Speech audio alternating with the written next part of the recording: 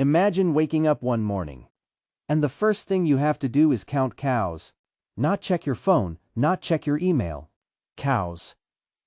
Because in the world you just married into, cows aren't just animals, they're your bank account, your social status, your insurance policy, and the reason your wife's father agreed to let you marry her in the first place. Here's something most people don't know in Maasai culture. A man can't just propose with a ring. He has to negotiate with cattle, sometimes for years.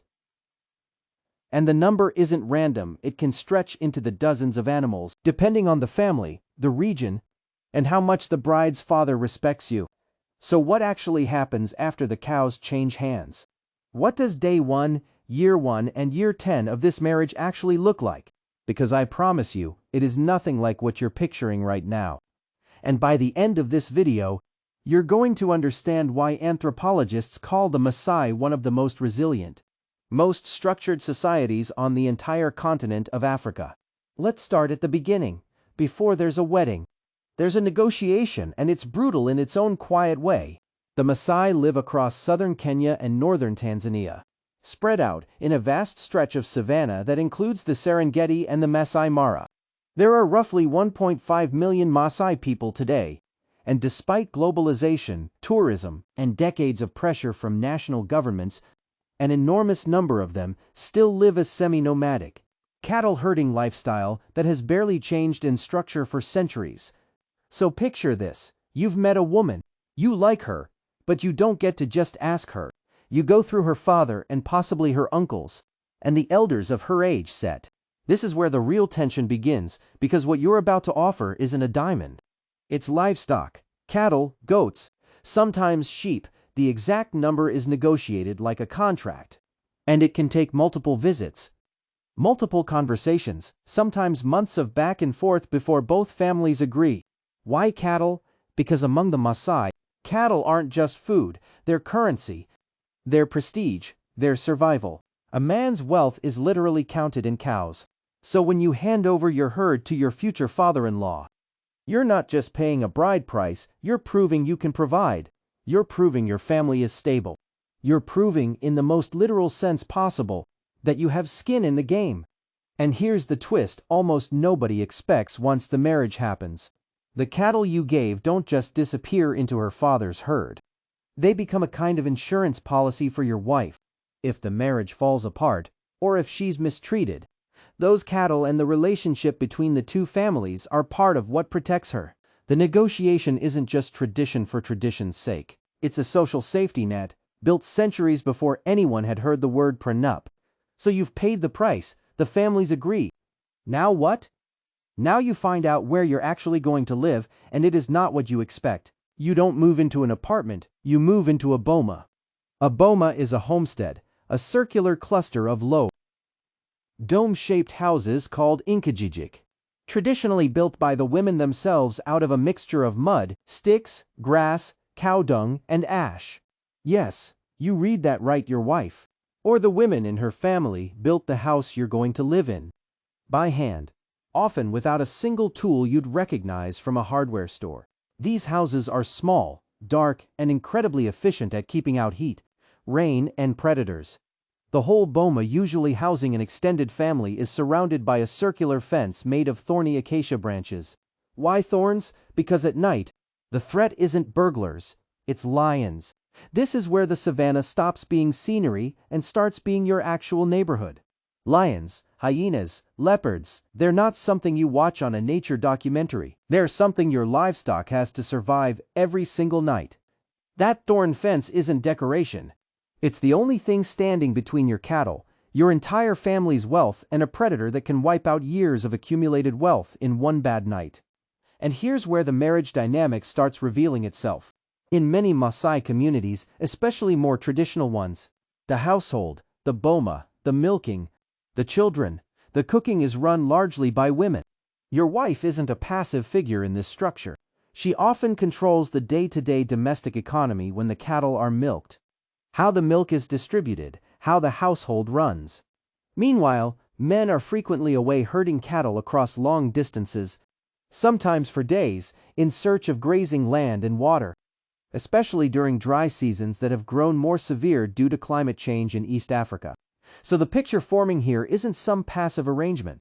It's a division of labor so old it's basically institutional: men move, women anchor. But there's a piece of this you haven't seen yet, and it has to do with something far more controversial than cattle or huts. Maasai society isn't built only around households. It's built around something called the age-set system, and this is the part that explains almost everything else about how Maasai men actually become eligible for marriage in the first place. Boys go through stages: childhood, then a transition into Moran warriorhood, which historically involved learning to track, hunt, and defend the community and its cattle. The Moran stage used to include actions like lion hunting as a rite of passage, though this practice has sharply declined due to conservation laws and wildlife protection efforts across Kenya and Tanzania. Only after completing this warrior stage and going through additional ceremonies does a man become eligible to be considered a true elder, someone permitted to marry, own cattle independently, and have real authority in community decisions. This means the man you're picturing in this story, the one negotiating cattle for a bride, isn't a teenager. He's already passed through years of structured, ritualized transition. Marriage isn't the start of adulthood. It's one of the final steps of it. Here's the honest part. Traditional Maasai culture has historically included female circumcision, more accurately, called female genital cutting, performed on girls as a rite of passage tied to marriage eligibility. This practice has been a major focus for human rights organizations, Kenyan and Tanzanian governments, and Maasai communities themselves for decades. It was formally banned in Kenya in 2011 and in Tanzania even earlier. There has been significant organized movement led by Maasai women themselves, alongside groups like the Maasai Cricket Warriors and various NGOs, to end the practice and replace it with alternative rites of passage that preserve cultural meaning without harm. Progress has been real but uneven. The practice still persists in some rural areas despite legal bans. This isn't a detail to skip for a feel-good video. It's a real documented part of the cultural transition many Maasai women have historically gone through, and also a real, documented part of the resistance and change happening inside Maasai communities right now, led by Maasai women advocating for their own daughters. And tradition doesn't stop at marriage rites. It extends to polygamy, not an exception but an accepted, structured norm. A man can have multiple wives, and the more cattle he has historically, the more wives he can support, because each wife typically gets her own house within the Boma and sometimes manages her own portion of the herd. This changes the entire emotional architecture of what marriage means here compared to a Western framework. Instead of one household built around two people, you potentially have a man at the center of multiple households, each wife running her own domestic unit, often with strong relationships and cooperation between co-wives who raise children together, share labor, and build their own internal hierarchy of seniority. Today, this is shifting. Christianity, formal education, government land policy, and economic pressure from tourism and modernization have pushed many younger Maasai toward monogamy, smaller families, and in some cases, formal Western-style marriage certificates alongside traditional ceremonies. Many young Maasai men now finish secondary school. Some attend university in Nairobi or abroad, and return to their communities balancing two identities, one foot in tradition, one in a rapidly modernizing East Africa. So if you married a Maasai woman today, in 2026, the truth is her life and yours exists on a spectrum. It could mean a deeply traditional Boma, cattle, and an extended polygamous family network stretching across the Mara.